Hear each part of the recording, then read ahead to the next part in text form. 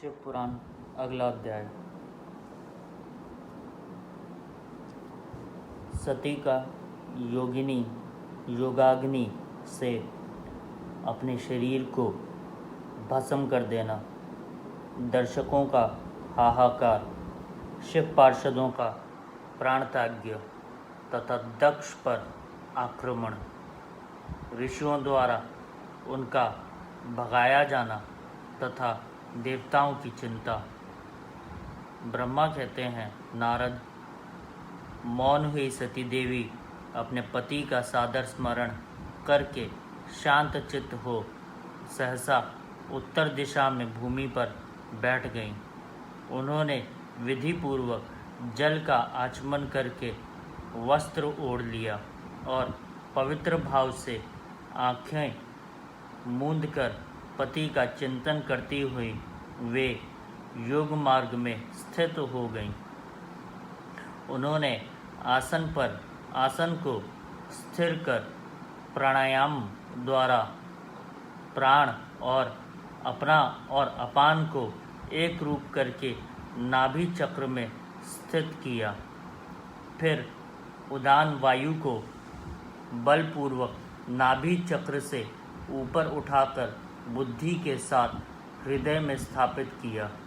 तत्पश्चात शंकर की प्रणवल्लभा आनंदिता सती उस हृदय स्थित वायु को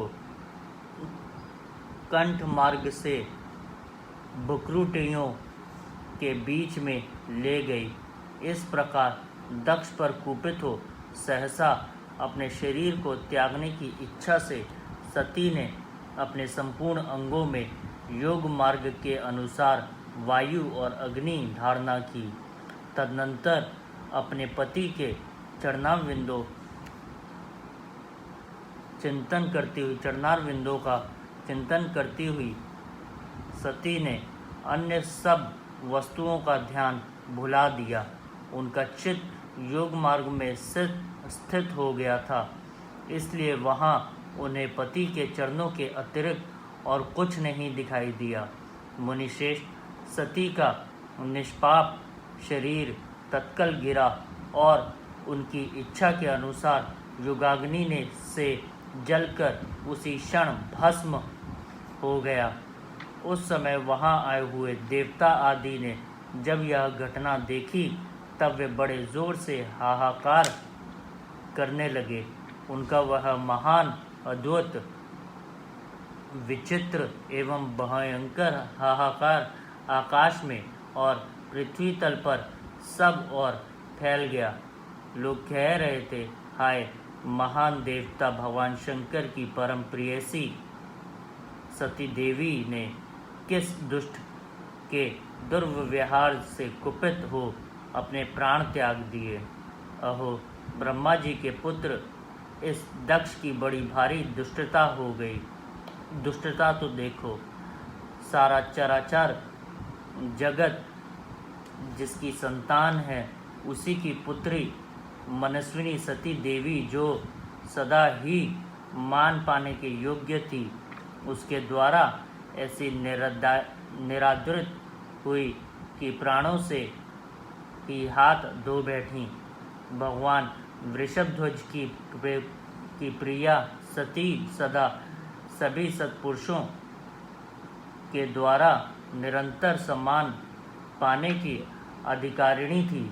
वास्तव में उसका हृदय बड़ा ही असहिष्णु है। वह प्रजापति दक्ष ब्राह्मण द्रोही है, इसलिए सौर संसार में उस महान अपयश प्राप्त होगा। उसकी अपनी ही पुत्री उसी के अपराध से जब प्राण त्याग करने को उद्यत हो गई, तब भी उस महान रकभोगी शंकर द्रोही ने उसे रोका तक नहीं। जिस समय सब लोग ऐसा कह रहे थे, उसी समय शिवजी के पार्षद सती का यह अद्भुत प्राण त्याग देख तुरंत ही क्रोधपूर्वक अस्त्र शस्त्र ले दक्ष को मारने के लिए उठ खड़े हुए। यज्ञ मंडप के द्वार पर खड़े हुए वे भगवान शंकर के समस्त 60,000 पार्षद, जो बड़े भारी बलवान थे, अत्यंत रोष में भर गए और हमें धिक्कार है ऐसा कहते हुए भगवान शंकर के गणों के वे सभी वीर युद्धपति बारंबार उच्च स्वर से हाहाकार करने लगे। देवर्षि कितने ही पार्षद तो वहाँ शोक से ऐसे व्याकुल हो गए कि वे अत्यंत तीखे प्राणनाशक शस्त्रों द्वारा अपने ही मस्तक और मुख आदि अंगों पर आघात करने लगे। इस प्रकार 20,000 पार्षद उस समय दक्ष कन्या सती के साथ ही नष्ट हो गए। वह एक अद्भुत सी बात हुई। नष्ट होने से बचे हुए महात्मा शंकर के वे प्रमथगण क्रोध युक्त दक्ष को मारने के लिए हथियार लिए उठ खड़े हुए। उन आक्रमणकारी पार्षदों का वेग देखकर भगवान भृगु ने यज्ञ में विघ्न डालने वालों का नाश करने के लिए नियत अपथ असुरा रक्षांसी वेदिशद इस यजु मंत्र से दक्षिणाग्नि में आहुति दी। भृगु के आहुति देते ही यज्ञ कुंड से ऋभु नामक सहस्त्रों महान देवता, जो बड़े प्रबल वीर थे, वे प्रकट हो गए। मुनीश्वर, उन सब के हाथ में जलती हुई लकड़ियां थीं। उनके हाथ गणों का अत्यंत विकट युद्ध हुआ, जो सुनने वालों के लिए भी रोंगटे खड़े कर देने वाला था।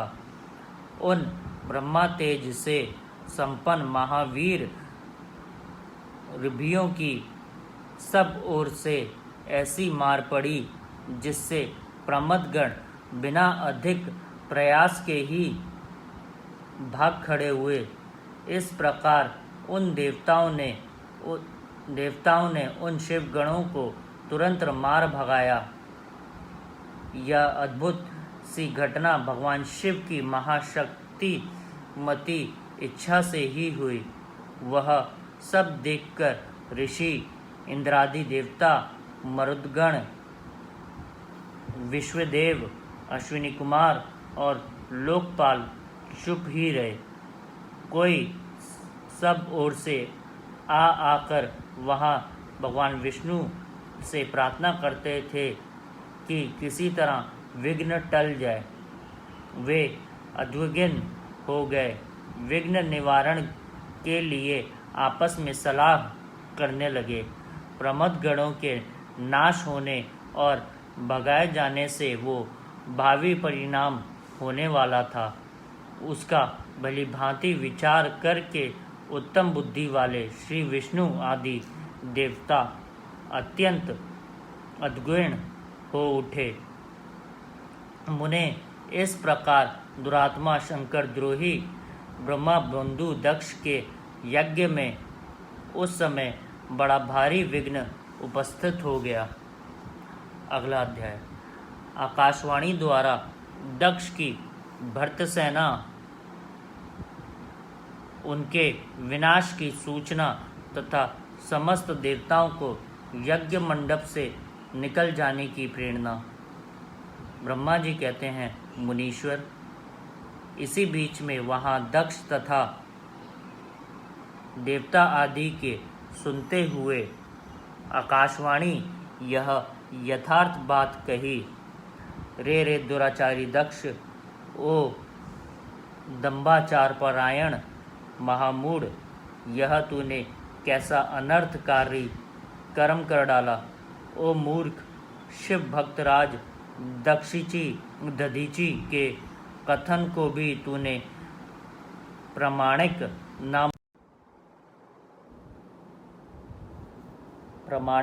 ना माना। जो तेरे लिए सब प्रकार से आनंददायक और मंगलकारी था।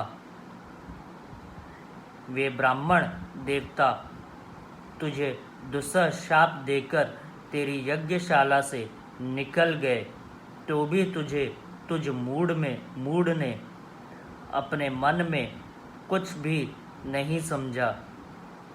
उसके बाद तेरे घर में मंगलमयी सती देवी स्वतः पधारी, जो तेरी अपनी ही पुत्री थी, किंतु तूने उनका भी परम आदर नहीं किया। ऐसा क्यों हुआ? ज्ञान दुर्बल दक्ष, तूने सती और महादेव जी की पूजा नहीं की। यह क्या किया? मैं ब्रह्मा जी का बेटा हूँ, ऐसा समझकर तू व्यर्थ ही घमंड में भरा रहता है और इसलिए तुझ पर मोह छा गया है। वे सती देवी ही सत्पुरुषों की आराध्य देवी हैं अथवा सदा आराधना करने के योग्य हैं। वे समस्त पुण्यों का फल देने वाली, तीनों लोकों की माता, कल्याण स्वरूपा और भगवान शंकर के आधे अंग में निवास करने वाली हैं। वे सती देवी ही पूजित होने पर सदा संपूर्ण सौभाग्य प्रदान करने वाली हैं। वे ही महेश्वर की शक्ति हैं और अपने भक्तों को सब प्रकार के मंगल देती हैं। वे सती देवी ही पूजित होने पर सदा शंकर का भय दूर करती, सदा संसार का भय दूर करती हैं, मनोवांछित फल देती हैं तथा वे ही समस्त उपद्रवों को नष्ट करने वाली देवी हैं। वे सती ही सदा पूजित होने पर कीर्ति और संपत्ति प्रदान करती हैं। वे ही पराशक्ति तथा भोग और मोक्ष प्रदान करने वाली परमेश्वरी हैं। वे सती ही जगत को जन्म देने वाली माता, जगत की रक्षा करने वाली अनादि शक्ति और प्रलय काल में जगत का संहार करने वाली हैं। वे जगन माता सती ही भगवान विष्णु ही की माता रूप से सुशोभित होने वाली तथा ब्रह्मा, इंद्र, चंद्र, अग्नि एवं सूर्य देव आदि की जननी मानी गई हैं। वे सती ही तप, धर्म और दान आदि का फल देने वाली हैं। वे ही शंभु शक्ति महादेवी हैं तथा दुष्टों का हनन करने वाली परात्पर शक्ति हैं। ऐसी महिमा वाली सती देवी, जिनकी सदा प्रिय धर्मपत्नी हैं,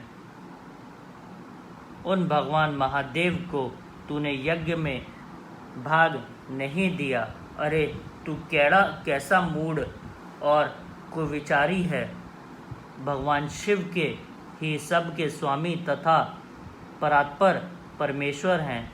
वे समस्त देवताओं के सम्यक सेवय हैं और सबका कल्याण करने वाले हैं। इन्हीं के दर्शन की इच्छा से सिद्ध पुरुष तपस्या करते हैं और इन्हीं के साक्षात्कार की अभिलाषा मन में लेकर योगी लोग योग साधना में प्रवृत्त होते हैं। अनंत धन धान्य और यज्ञ याग आदि का सबसे महान फल यही बताया गया है कि भगवान शंकर का दर्शन सुलभ हो। शिव ही जगत का धारण पोषण करने वाले हैं। वे ही समस्त विद्याओं के पति एवं सब कुछ करने में समर्थ हैं। आदि विद्या के श्रेष्ठ स्वामी और समस्त मंगलों के भी मंगल वे ही हैं। दुष्ट दक्ष, तूने उनकी शक्ति का आज सत्कार नहीं किया है, इसलिए इस यज्ञ का विनाश हो गया। पूजनीय व्यक्तियों की पूजा न करने से अमंगल होता ही है। तूने परम पूज्य शिवस्वरूपा सती का पूजन नहीं किया है। शेषनाग अपने सहस्त्र मस्तकों से प्रतिदिन प्रसन्नतापूर्वक अपने चरणों की रज धारण करते हैं। उन्हीं भगवान शिव की शक्ति सती देवी थीं, जिनका चरण कमलों का निरंतर ध्यान और सादर पूजन करके ब्रह्मा जी ब्रह्मत्व को प्राप्त हुए हैं। उन्हीं भगवान शिव की प्रिय पत्नी सती देवी थी, जिनके चरण कमलों का निरंतर ध्यान और सादर पूजन करके इंद्र आदि लोकपाल अपने अपने उत्तम पद को प्राप्त हुए हैं। वे भगवान शिव संपूर्ण जगत के पिता हैं और शक्ति स्वरूपा सती देवी जगत की माता कही गई हैं। मूढ़ दक्ष, तूने उन माता पिता का सत्कार नहीं किया, फिर तेरा कल्याण कैसे होगा। तुझ पर दुर्भाग्य का आक्रमण हो गया और विपत्तियां टूट पड़ी, क्योंकि तूने उन भवानी सती और भगवान शंकर की भक्ति भाव से आराधना नहीं की। कल्याणकारी शंभु का पूजन ना करके भी मैं कल्याण का भागी हो सकता हूँ। यह तेरा कैसा गर्व है। वह दुर्वार गर्व आज नष्ट हो जाएगा। इन देवताओं में से कौन ऐसा है जो सर्वेश्वर शिव से विमुख होकर तेरी सहायता करेगा। मुझे तो ऐसा कोई देवता दिखाई नहीं देता। यदि देवता इस समय तेरी सहायता करेंगे तो जलती आग से खेलने वाले पतंगों के समान नष्ट हो जाएंगे। आज तेरा मुंह जल जाए, तेरे यज्ञ का नाश हो जाए और जितने तेरे सहायक हैं वे भी आज शीघ्र ही जल मरें। इस दुरात्मा दक्ष की जो सहायता करने वाले हैं उन समस्त देवताओं के लिए आज शपथ है, वे तेरे अमंगल के लिए ही तेरी सहायता से विरत हो जाएं। समस्त देवता आज इस यज्ञ मंडल से निकलकर अपने अपने स्थानों को चले जाएं, अन्यथा सब लोगों का सब प्रकार से नाश हो जाएगा। अन्य सब मुनि और नाग आदि भी इस यज्ञ से निकल जाएं, अन्यथा आज सब लोगों का सर्वथा नाश हो जाएगा। श्री हरे और विधात आप लोग भी इस यज्ञ मंडल से शीघ्र निकल जाएं। ब्रह्मा जी कहते हैं, नारद संपूर्ण यज्ञशाला में बैठे हुए लोगों से ऐसा कहकर सबका कल्याण करने वाली वह आकाशवाणी मौन हो गई। अगला अध्याय। गणों के मुख से और नारद से सती के दग्ध होने की बात सुनकर दक्ष पर कुपित हुए शिव का अपने जटा से वीरभद्र और महाकाली को प्रकट करके उन्हें यज्ञ विध्वंस करने और विरोधियों को जला डालने की आज्ञा देना। ब्रह्मा जी कहते हैं, नारद, वह आकाशवाणी सुनकर सब देवता आदि भयभीत तथा विस्मित हो गए। उनके मुख से कोई बात नहीं निकली। वे इस तरह खड़े और बैठे रह गए मानो उन पर विशेष मोह छा गया हो।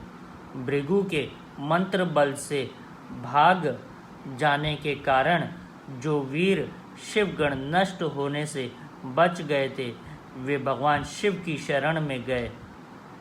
उन सब ने अमित तेजस्वी भगवान रुद्र को भली भांति सादर प्रणाम करके वहाँ यज्ञ में जो कुछ हुआ था वह सारी घटना उनसे कहा सुनाई। गण बोले, महेश्वर, दक्ष बड़ा दुरात्मा और घमंडी है। उसने वहाँ जाने पर सती देवी का अपमान किया और देवताओं ने भी उनका आदर नहीं किया। अत्यंत गर्व से भरे हुए उस दुष्ट दक्ष ने आपके लिए यज्ञ में भाग नहीं दिया, दूसरे देवताओं के लिए दिया और आपके विषय में उच्च स्वर में दुर्वचन कहे। प्रभु, यज्ञ में आपका भाग न देखकर सती देवी कुपित हो उठी और पिता की बारंबार निंदा करके उन्होंने तत्काल अपने शरीर को योगाग्नि द्वारा जलाकर भस्म कर दिया। यह देख 10,000 से अधिक पार्षद लज्जावश शस्त्रों द्वारा अपने ही अंगों को काट काट कर वहां मर गए। शेष हम लोग दक्ष पर कुपित हो उठे और सबको भय पहुंचाते हुए वेगपूर्वक उस यज्ञ का विध्वंस करने को उद्यत हो गए, परंतु विरोधी भृगु ने अपने प्रभाव से हमें तिरस्कृत कर दिया। हम आपके मंत्र बल का सामना ना कर सके। प्रभु विशंबर, वे ही हम लोग आज अपनी शरण में आए हैं। हम आज आपकी शरण में आए हैं। दयालो, वहाँ प्राप्त हुए भय से आप हमें बचाइए, निर्भय कीजिए। महाप्रभु, इस यज्ञ में दक्ष आदि सभी दुष्टों ने घमंड में आकर आपका विशेष रूप से अपमान किया है। कल्याणकारी शिव, इस प्रकार हमने अपना सती देवी और मूढ़ बुद्धि वाले दक्ष आदि का भी सारा वृतांत कह सुनाया। अब आपकी जैसी इच्छा हो वैसा करें। ब्रह्मा जी कहते हैं, नारद, अपने पार्षदों की यह बात सुनकर भगवान शिव ने वहाँ की सारी घटना जानने के लिए शीघ्र ही तुम्हारा स्मरण किया। देवेश, तुम दिव्य दृष्टि से संपन्न हो, अतः भगवान के स्मरण करने पर तुम तुरंत वहां आ पहुँचे और शंकर जी को भक्तिपूर्वक प्रणाम करके खड़े हो गए। स्वामी, शिव ने तुम्हारी प्रशंसा करके तुमसे दक्ष यज्ञ में गई हुई सती का समाचार तथा दूसरी घटनाओं को पूछा।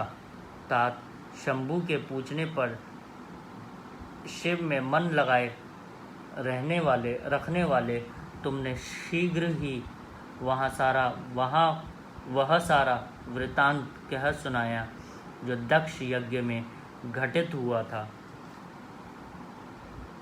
मुने, तुम्हारे मुख से निकली हुई बात सुनकर उस समय महान रौद्र पराक्रम से संपन्न सर्वेश्वर रुद्र ने तुरंत ही बड़ा भारी क्रोध प्रकट किया। लोक संहार की कारी रुद्र ने अपने सिर से एक जटा उखाड़ी और उसी रोषपूर्वक उस पर्वत के ऊपर दे मारा। मुने, भगवान शंकर के पटकने से उस जटा के 2 टुकड़े हो गए और महाप्रलय के समान भयंकर शब्द प्रकट हुआ। देवर्षि, उस जटा के पूर्व भाग से महाभयंकर महाबली वीरभद्र प्रकट हुए, जो समस्त शिवगणों के अगुआ हैं। वे भूमंडल को सब ओर से व्याप्त करके उससे भी 10 उंगल अधिक होकर खड़े हुए। वे देखने में प्रलयाग्नि के समान जान पड़ते थे। उनका शरीर बहुत ऊंचा था। वे 1000 भुजाओं से युक्त थे। वे सर्वसमर्थ महारुद्र के क्रोधपूर्वक प्रकट हुए। निश्वास से 100 प्रकार के ज्वर और 13 प्रकार के सन्निपत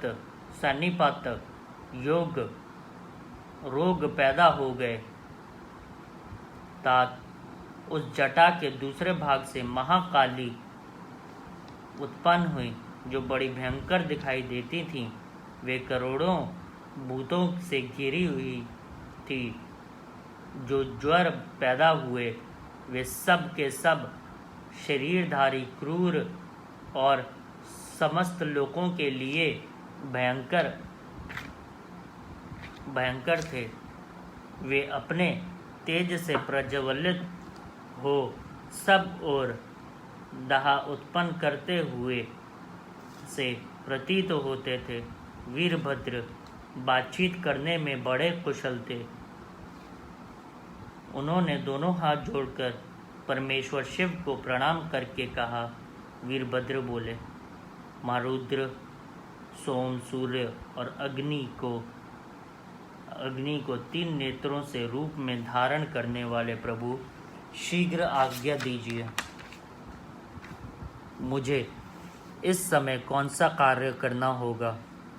ईशान, क्या मुझे आधे ही क्षण में सारे समुद्र को सुखा देना है, या इतने ही समय में संपूर्ण पर्वतों को पीस डालना है? मैं एक ही क्षण में ब्रह्मांड को भस्म कर डालूं,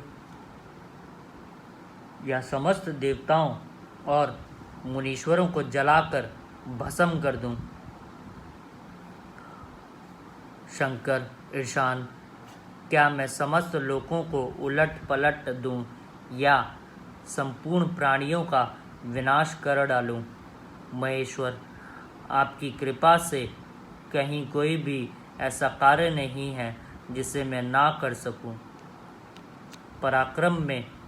पराक्रम के द्वारा मेरी समानता करने वाला वीर न पहले कभी हुआ है और ना आगे कभी होगा। शंकर, आप किसी तिनके को भेज दें तो वह भी बिना किसी यत्न के क्षण भर में बड़े से बड़ा कार्य सिद्ध कर सकता है, इसमें संशय नहीं है। शंभो, यद्यपि आपकी लीला मात्र से सारा कार्य सिद्ध हो जाता है, तथापि जो मुझे भेजा जा रहा है यह मुझ पर आपका अनुग्रह ही है। शंभो, मुझ में भी जो ऐसी शक्ति है वह आपकी कृपा से ही प्राप्त हुई है। शंकर, आपकी कृपा के बिना किसी में भी कोई शक्ति नहीं हो सकती। वास्तव में आपकी आज्ञा के बिना कोई तिनके के आदि को भी हिलाने में समर्थ नहीं है, यह निसंदेह कहा जा सकता है। महादेव, मैं आपके चरणों में बारंबार प्रणाम करता हूँ। आप अपने अभीष्ट कार्य की सिद्धि के लिए आज मुझे शीघ्र भेजिए। शंभो, मेरे दाहिने अंग बारंबार फड़क रहे हैं, इससे सूचित होता है कि मेरी विजय होगी। अतः प्रभु, मुझे भेजिए। शंकर, आज मुझे कोई अभूतपूर्व एवं विशेष हर्ष तथा उत्साह का अनुभव हो रहा है और मेरा चित्त आपके चरण कमल में लगा हुआ है। अतः पग पग पर मेरे लिए शुभ परिणाम का विस्तार होगा। शंभो, आप शुभ के आधार हैं। जिसकी आप में दृढ़ भक्ति है उसी को सदा विजय प्राप्त होती है और उसी का दिनों दिन शुभ होता है।